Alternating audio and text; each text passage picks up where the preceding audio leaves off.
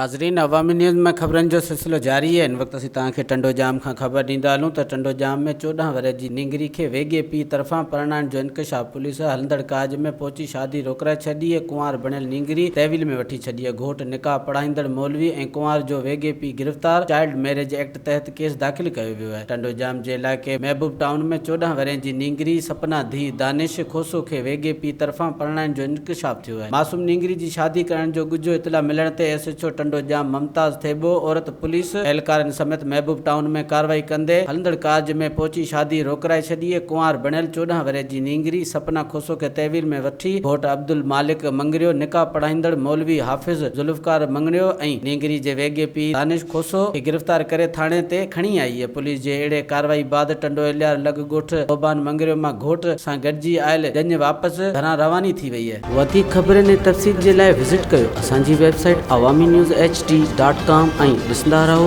Awami news HD।